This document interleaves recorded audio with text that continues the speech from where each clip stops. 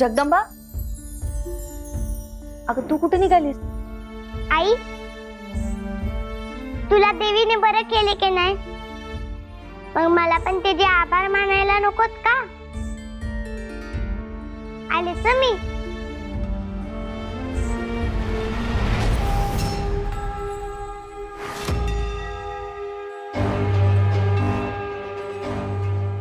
तू जाई, मी तुझ्याकडे मदत मागितली आणि तू ती केलीस. तू योग निद्रेतून जागी झाली नाहीयेस, पण तू कुणाला तरी माझ्या मदतीला पाठवले. आणि मला ते जाणवतंय, ज्या कोणी माझ्या आईला बरं केलंय त्यांचे मी मनापासून आभार मानते.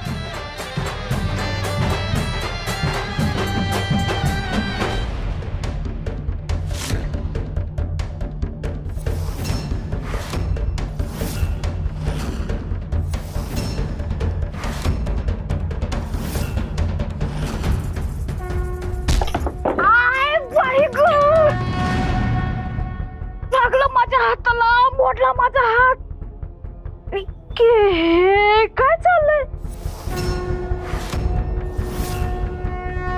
जगदंबेनी काय चेटूक बेटूक तर केलं नसेल ना? जगदंबे, तू काय बी कर ग, म्या हार मानायची नाही. मरुदे ही काठी, हा घट मी हाताने चोचून टाकते.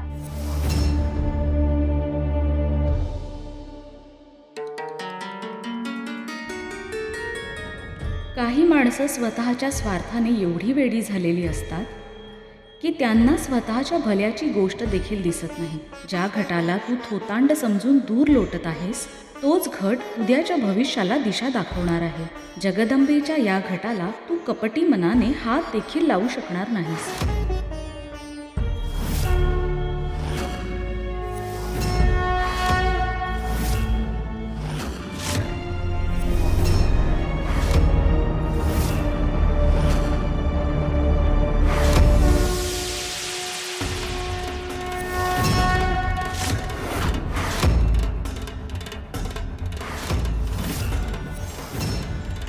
हे काय आता आणखी नवीन?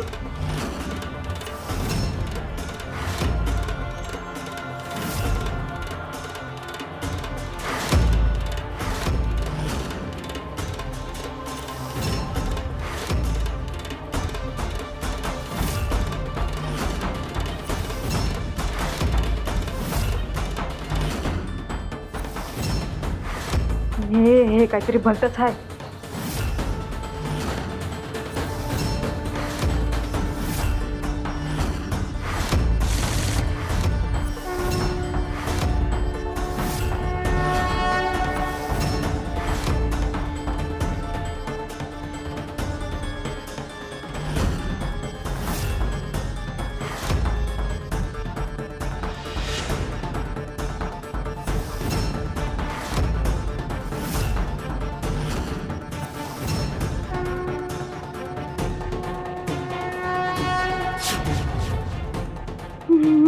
नाही, हे काय खरं नाही. मला इथनं निघायच पाहिजे, मला निघायच पाहिजे.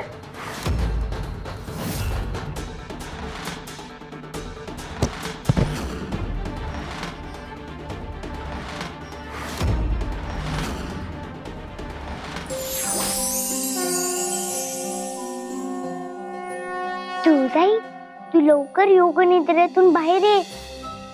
तू येत नाही तोपर्यंत माझ्या मदतीला धावून आलेल्या त्या शक्तींची कृपा माझ्यावर आणि माझ्या गावावर राहू दे.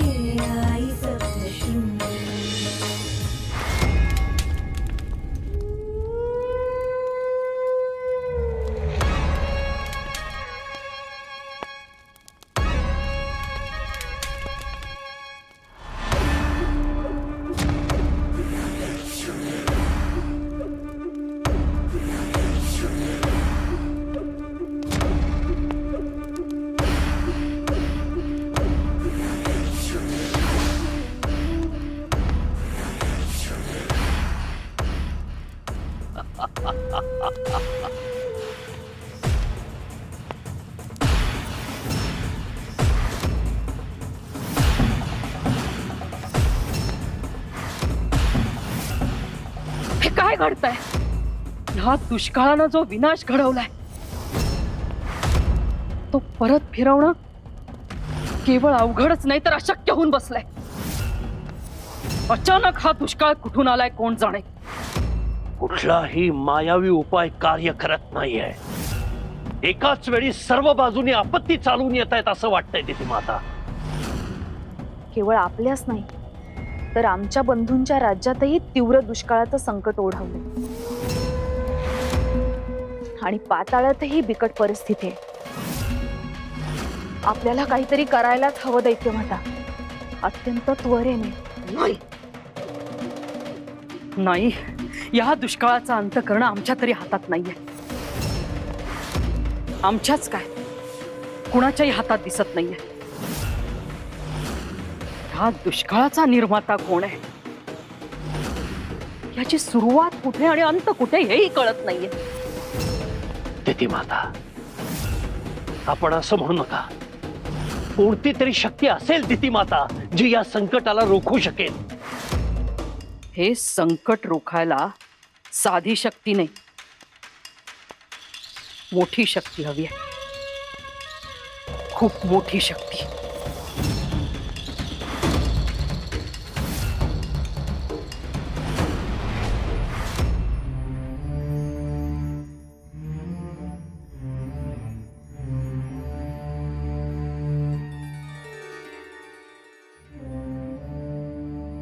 भूलोकावर आलेली आपत्ती मोठी आहे, भीषण आहे. आपण तिघींनी मिळून या संकटाचा नाश करायला हवा.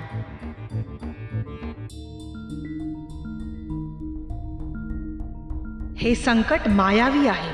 हा दुष्काळ रोखण्यासाठी तुम्हा तिघींनाही अधिक शक्तीची गरज आहे.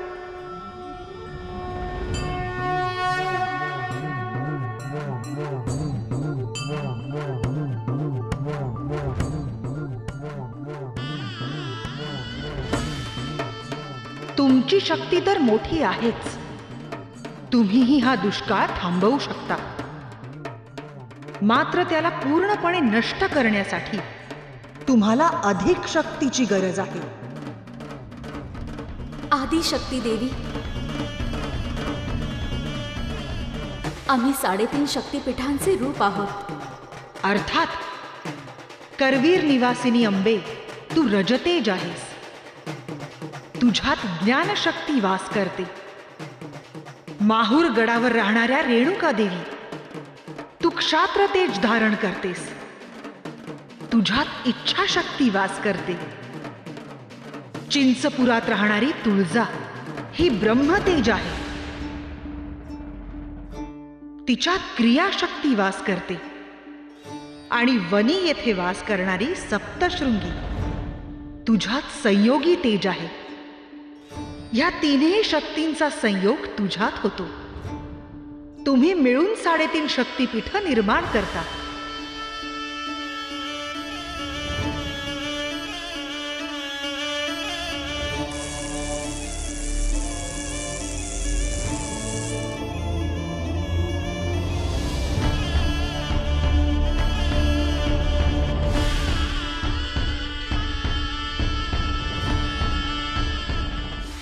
शक्तिपीठाच्या या संयोगाने जी ऊर्जा निर्माण होते ती या भूभागाला आणि इथे निवास करणाऱ्या प्रत्येकाला सुरक्षा, आनंद, शांती आणि वैभव प्रदान करते.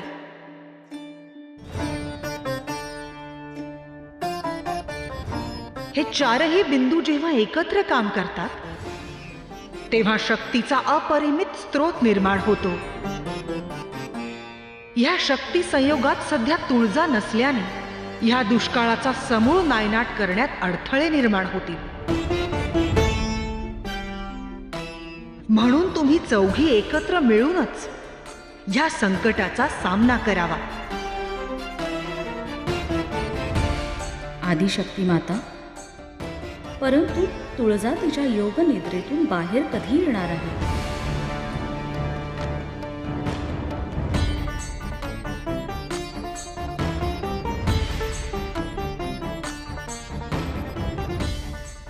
आता थोडाच काळ उरला आहे. तुळजा तिच्या योग निद्रेतून जागृत होणार. तोवर भूलोकावर असलेल्या लोकांचं काय? त्यांची योजना आम्ही केलीये. जगदंबावर आमचा पूर्ण विश्वास आहे.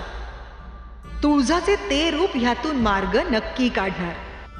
परंतु जगदंबा तर लहान आहे, ती हे सगळं कसं साध्य करेल? नक्की करेल, परंतु जे होईल त्यात तुम्ही हस्तक्षेप करू नका. तिला गरज असेल तिथे केवळ तिला सहाय्य करा. ही तिच्या परीक्षेची शेवटची घटिका आहे. तिला ही परीक्षा द्यावीच लागेल.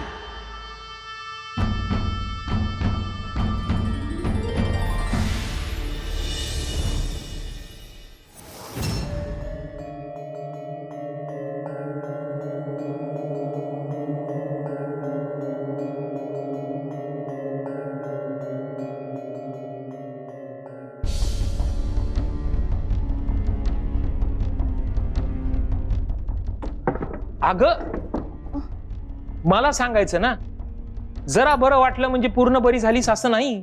आराम कर जरा. अहो तेवढं बरं वाटतंय मला आता.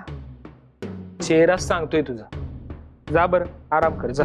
बरं नाही झेपलं तर करल आराम. आता जरा काम करू द्या. हा बाजूला.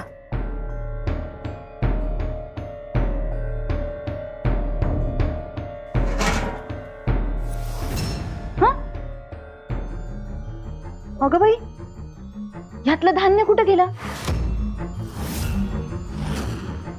यातच ठेवलं होतं का दुसरी कोणीकडे? नाही, यातच होतं. मग डब्यातलं धान्य गेलं कुठं?